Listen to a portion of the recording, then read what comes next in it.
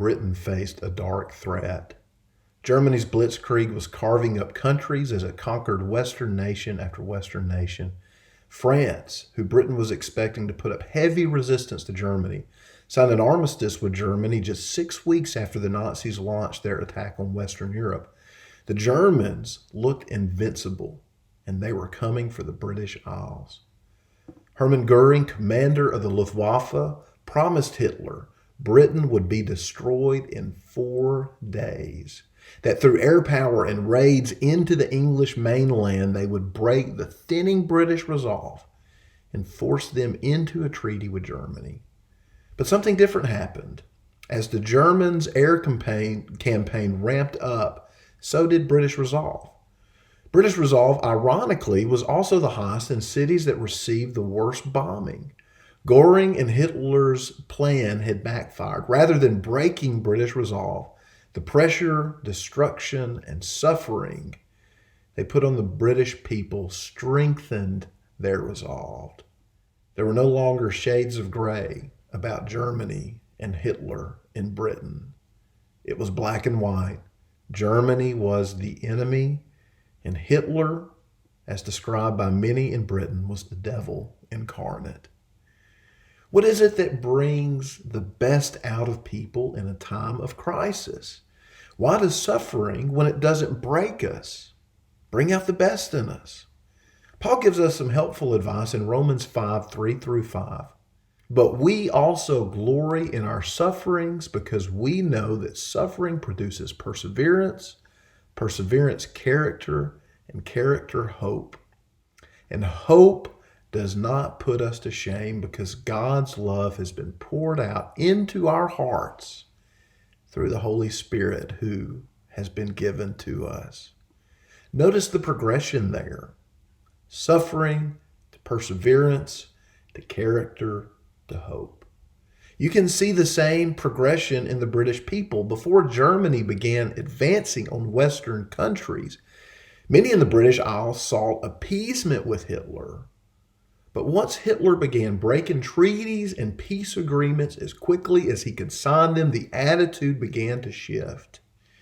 The British people were coming to see Hitler as who he was, but nothing strengthened their resolve like the suffering inflicted on them by the Luftwaffe. The more they suffered, the more they persevered. The more they persevered, the more their character was developed, or for many British people, the more their character was awakened. And it was this character that drove them toward hope. What makes the difference? Hope. It is hope that allows us to make it through a time of crisis. It is hope that keeps us from breaking. It is hope that brings out the best in us. Winston Churchill was not a perfect man by any means. He was not even a perfect prime minister. But he was uniquely gifted in strengthening the resolve of the British people. How did he do this? It wasn't just Hitler and Goering in the German high command that knew Britain was on the ropes. Churchill knew this too, but he made 2 commitments. One was to never hide the gravity of their situation from the British people. Churchill never skirted the details. When you look through his history and what he said, there were a few times that maybe he didn't say exactly what was going on, but that was more for political reasons than it was because he wanted to hide how dire the situation was. Churchill told the British people the truth. The second, and more importantly, was that Churchill was determined to lead through hope.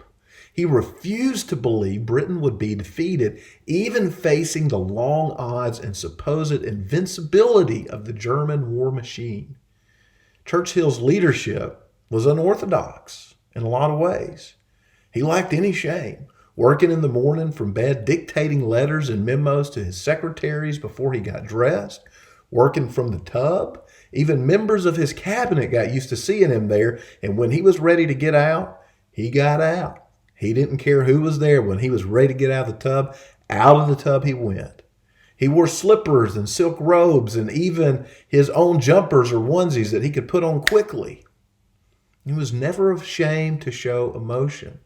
He would both snap angrily, even though these were usually followed by a warm touch on the shoulder when he knew his unintended victim did not deserve the outburst. But he would also weep openly. When he visited London after the first heavy air raids, he visited many sites that were hit the hardest, and he would weep with those who were hurting. And something about his honesty, his vulnerability, even as he wept, endeared him to those suffering and strengthened their resolve. You see, it wasn't through some kind of sleight of hand. It wasn't through lying to people. It wasn't through acting like the situation was better than it was that Churchill was able to lead Britain well. Churchill led through honesty. He led through his own character, through who he was, and ultimately he led them in hope. And I think he serves as an excellent example of how we deal with a crisis. First of all, we're honest.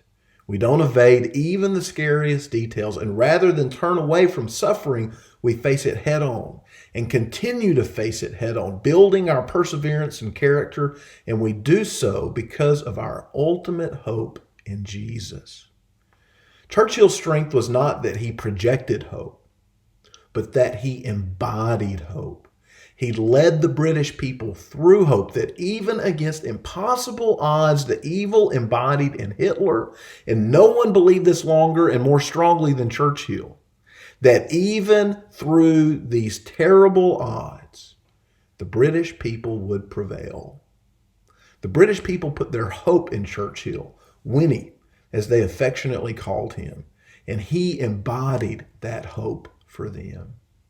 We can place our hope in someone much greater than Winston Churchill. And by placing our hope in Jesus and holding on to that hope and that gift of the Holy Spirit which dwells within us, we can face a crisis because the person that we follow has already prevailed over the grave and gifted us all with the gift of the Holy Spirit. Romans chapter 5, verse 5. And hope does not put us to shame because God's love has been poured out into our hearts through the Holy Spirit who has been given to us. God bless.